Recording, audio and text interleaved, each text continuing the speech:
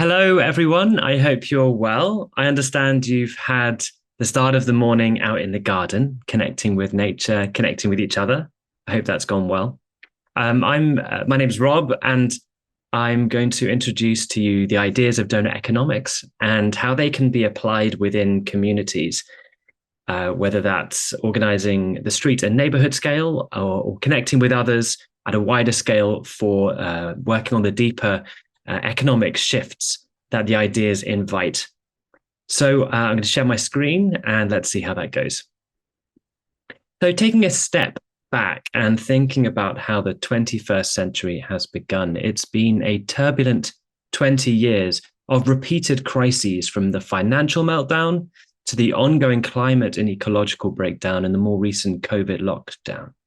And these crises are inviting us to take a look at the systems that we've created that are resulting in these crises. Systems that are revealing sharp inequalities of wealth, of power, of race and gender within nations and across nations.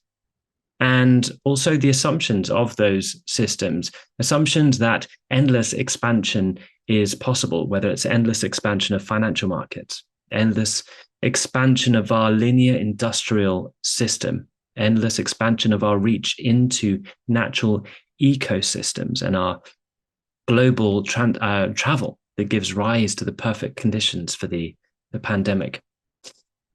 What if we were to reimagine economic thinking that is fit for the turbulent 21st century that is with us today? And that's what Kate Raworth thought of when she came up with the book Donut Economics. In 2017, she brought together the ideas of feminist economics, complexity economics, behavioral economics, and thought what would happen if these were to all dance together on the same page and were to be written in a language that was accessible to many people in a way that doesn't set the answer, but says, how do we come up with a mindset that allows us to adapt to this constantly changing world we have around us? At the heart of the ideas is the donut, which offers a goal for the 21st century to meet the needs of all within the means of the living planet. And this is the essence. We have these two concentric rings, a social foundation in the middle, and we want to leave no one falling short of the essentials of life in the hole in the middle. And then we have an outer boundary of the ecological ceiling, beyond which we don't want to go, we don't want to put too much pressure on the planet, that we begin to break down Earth's life-supporting systems on this delicately balanced living planet. So what are the dimensions of measuring this goal? How do we bring measures to the social and the ecological?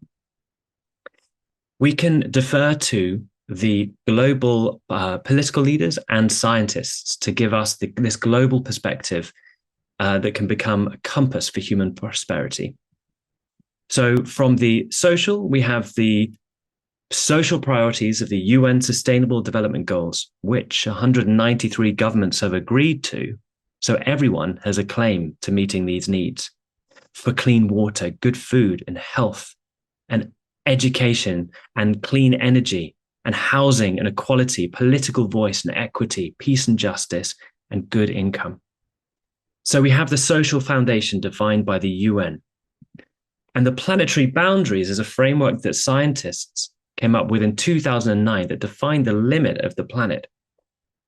How much carbon we can put in the air, how much pollution we can put into the rivers and the soil and other earth sinks around us. And these 9 boundaries came together to form this ecological ceiling. So we have this global compass that we can now orientate. How do we get into the green space in the middle, the safe and just space for humanity, where we're meeting the needs of all within the means of the living planet? Instead of endless expansion, how is it much more like the balance that we intuitively know within our bodies? You know, we get too warm, we take off an item of clothing. We get too cold, we put an item of clothing back on again. If we're hungry, we eat a bit more. If we've had enough food, we'd stop eating. How can we take that embodied sense of balance to the planetary scale? Because at the moment, we have economies that do not recognize this balance, do not recognize where the limits are. And we have a picture like a mirror for humanity showing that we are way overshooting ecological limits. And we're also leaving billions of people falling short on the essentials of life. And that's what all these red bars show. This is our selfie, if you like, for the 21st century. And we see these reports in the news all the time. And it's more a question of, oh, where next is the latest drought, flood, wildfire? How many men now own half the world's wealth? The number is declining. So how can we shift our economic thinking, our business models, public policies to design to get back into the donut? But it's not just a blanket idea for all of humanity. This is a unique challenge for every nation. Every nation must transform, whether falling short on the essentials in the hole in the middle, the essentials of life, or on another end of the scale, way overshooting ecological limits. And of course, all countries are hugely interdependent, and histories that connect and have given resulting donut pictures, if you like, results from colonialism and resource extraction and trade rules and land grabs and all these kind of corporate power relationships. There are many things that connect nations, and we must recognize that there is no developed nation now that we can see. There's no nation in the donut. And so how can all nations have their own path towards getting into the donut? So how might we get into the donut? We offer two ways to think and design. The first is to recognize that we've inherited linear, degenerative industrial systems that take Earth's resources, make them into things we want, use them sometimes only once, and then throw them away. And it's this take, make, use, lose linear industrial system that is running down Earth's life-supporting systems and pushing us over planetary boundaries.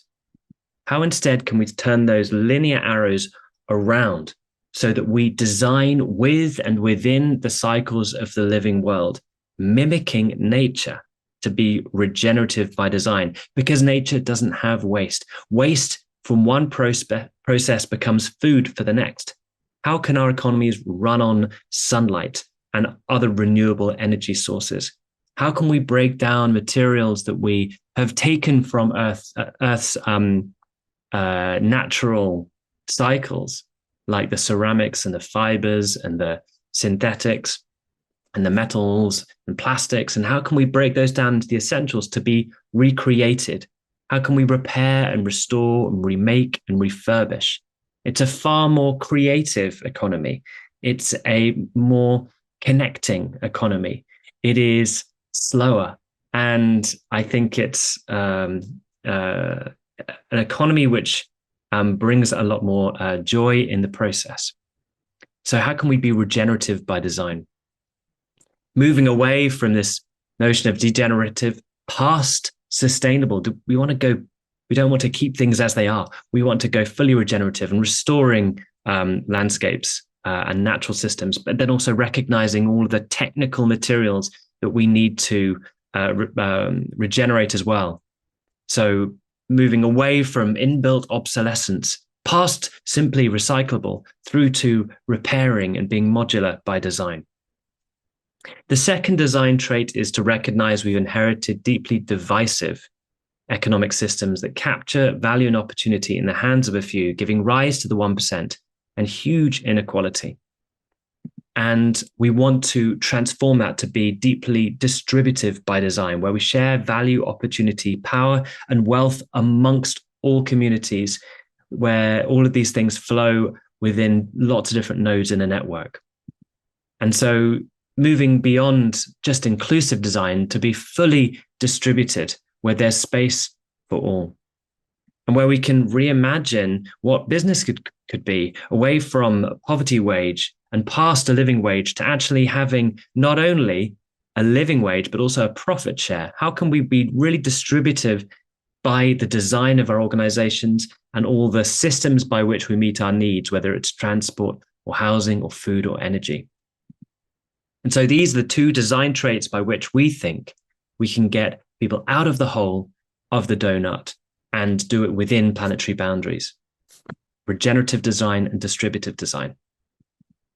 And it turns out these ideas have proven hugely accessible to many, being picked up by people of all backgrounds and ages. Even a cat is reading the book in this instance. And there are many ways in which we can introduce the ideas and play with them that are not necessarily reading a book. So there are lots of games that people have come up with to introduce the ideas, whether you're using a board game or playing cards or chalk or physical games that you have to work together with others, or jumping on a mat together and moving in and around the space. People have used dance to embody and feel what limits are and what connections are and complex systems could be. Extending that metaphor of the bakery so that we can fold in all these different ingredients of a more safe and just economy, and really having fun in the process. Working with ways to share the stories of the good things already underway through these newspapers, which are the kind of stories I like to get through my letterbox. Lots of other arts and crafts, and loads of ways to engage creativity with your hands.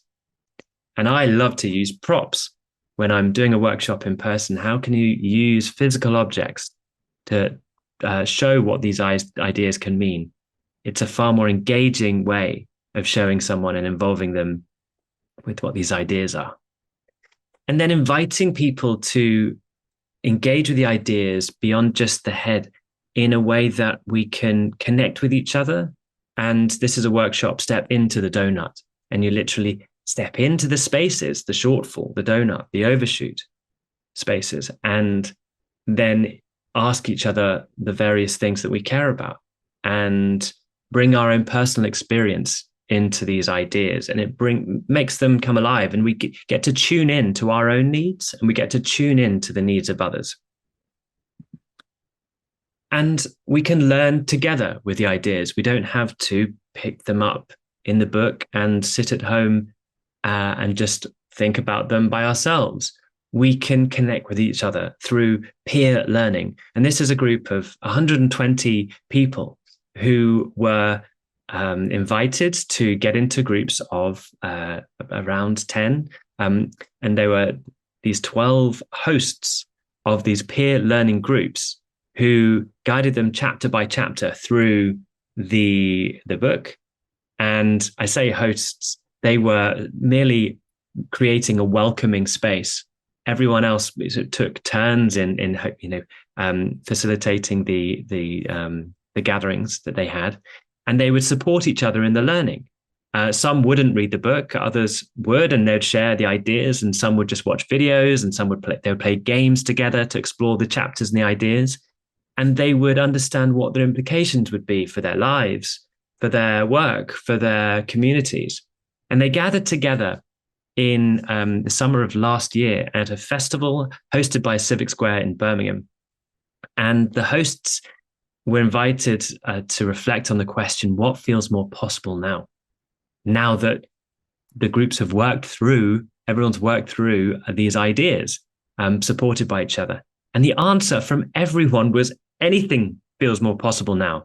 And it really instills a sense of agency when we're supported to learn about these ideas with peers, not from an educational institution. We have to pay lots of money to be force-fed the learning. No, we're co-creating what this means, and it's an enlivening process. So what are the spaces where you might introduce these ideas with others and work through the book chapter by chapter? People don't have to read it, but there are lots of ways and videos that you can learn about the ideas and then learn about them together. And then, as I mentioned, Civic Square brought everyone together through these festivals. So, what are the other festival examples, possibilities that exist? Bottom left here, we've got the picture from Birmingham, and I know you're going to be joined by Nicole, who can talk about that experience. Did I say Birmingham? I meant Berlin. I don't know which one I said just then. So we've got festivals in Amsterdam, got festivals in Berlin and Birmingham, and in Rio de Janeiro and in Norway. These great moments to come together, to connect with the wider community in the place and celebrate the good things that are already happening, and hear these ideas and practical examples of people already working on them. And one example at the very smallest scale of the neighborhood is in Amsterdam New West. And they've called themselves the Donut Bakery, which is a group of change makers, a group of people already working in lots of areas, from housing to street cleaning to community cafes.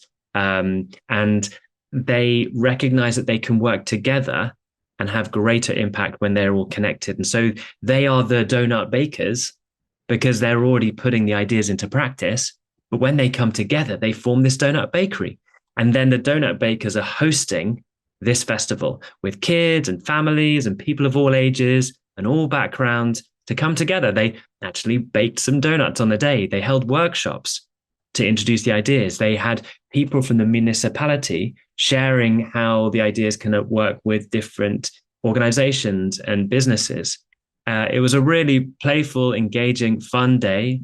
And there was a newspaper where they had taken inspiration from Civic Square. You'll hear from Gavita soon about the newspaper they'd created of all the stories already underway. And here are some of the donut bakers on the right-hand side.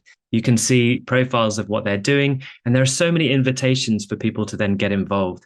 It's a kind of bite by bite, easy way in for the community to understand how they can take action towards a thriving neighborhood, and then recognizing that in the process, they can have a greater impact on the sort of recognizing the connection they have with the planet, and bringing a much more accessible language than the donut has. So instead of ecological ceiling, it's happy and healthy, both people and planet.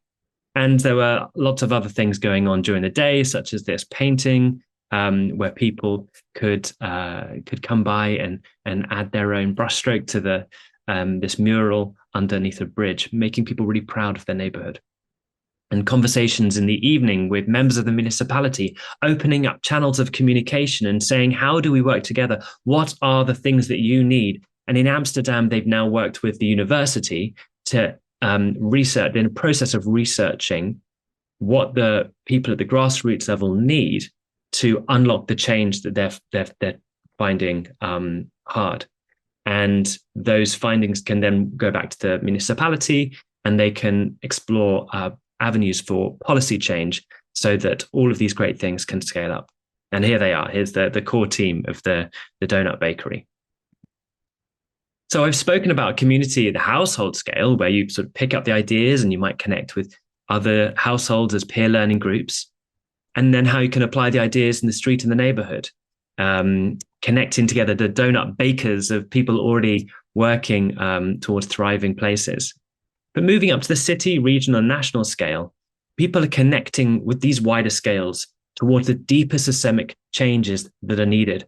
Lots of good things happen at the neighborhood scale, but they keep bumping up against the same economic mindset that stops them becoming the new normal. So how can all of these different people work together and connect with each other to really start to transform the bigger things that are needed to shift?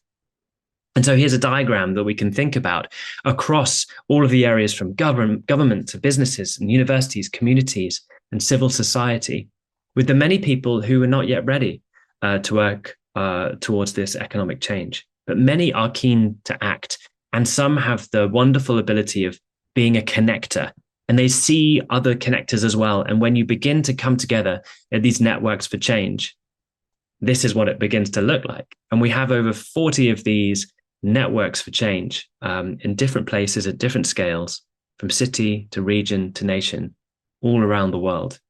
And on Monday, just gone, there was the Global Donut Day, the first ever Global Donut Day, connecting all of these places with local donut festivals in their place, which I understand you might be a part of next year. I can't say how it went now because I'm recording this in advance of that, but it's a day where there's been local action and global connection about how we move this practice forward. One example is Regen Melbourne, who have come up with a way of bringing people together and coming up with a shared vision for Melbourne towards a regenerative Melbourne, embracing donut economics to create a new compass for the place and advocating with all kinds of stakeholders across the city for this change. And they're one example of the way they're doing this, and something that might be of use to you is to think about what are the irresistible projects that everyone can get behind. A demonstrator project of a regenerative distributive future. One example is making the Birrarung swimmable. That's the river that flows through Melbourne, and it connects so many organizations. And all the organizations on the left there are part of the Regen Melbourne network. And in the middle, you see what they call these demonstrator projects. Now, those are the things that engage people far more than the donut might. So they keep the donut to the side. Yes, this is the goal, but actually, how do we bring it to life through these demonstrator projects? And it's a way that really connects business, government, riverkeepers, creative sector in all kinds of new, emergent ways. And so paying attention to these relationships is not just about what we want to create. It's actually just as much about the process by which we begin to form the new types of relationships that are needed to understand how our individual roles can only take us so far towards these things. How do we recognize all of our mutual strengths and work towards those together, sharing our understanding and actually, encountering the challenges and working through those together. And coming up with these beautiful visions is a great North Star for where different places can orientate. You might have to change course, but you can keep this goal of the donut as a thriving goal for your place. But we also offer a way to get more into the detail of how your place can thrive in the context of the global challenges that I positioned at the start.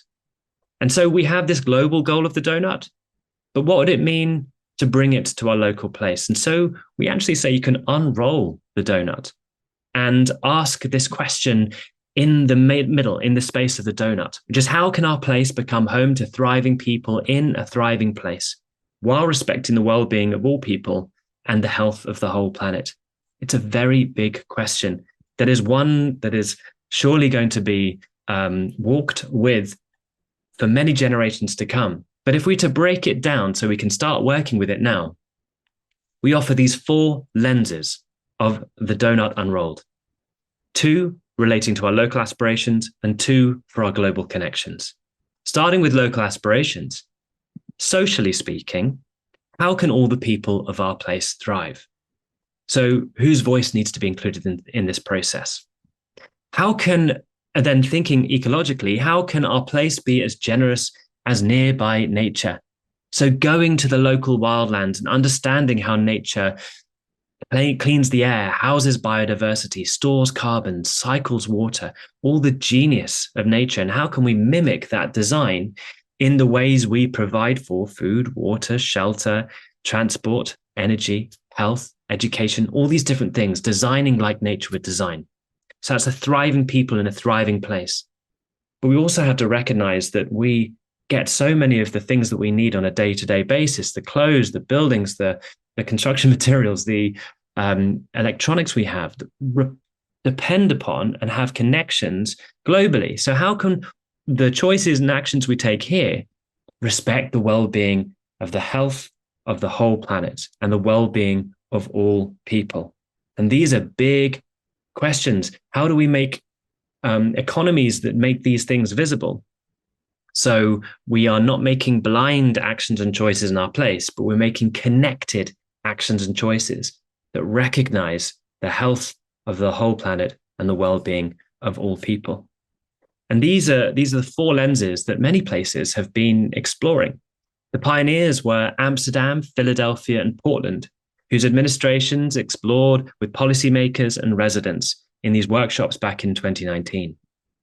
And now over 60 cities and regions are using the four lenses to come up with what we call the portrait of their place, this holistic portrait through the local lens and the global lenses. And you can do this at all kinds of scales.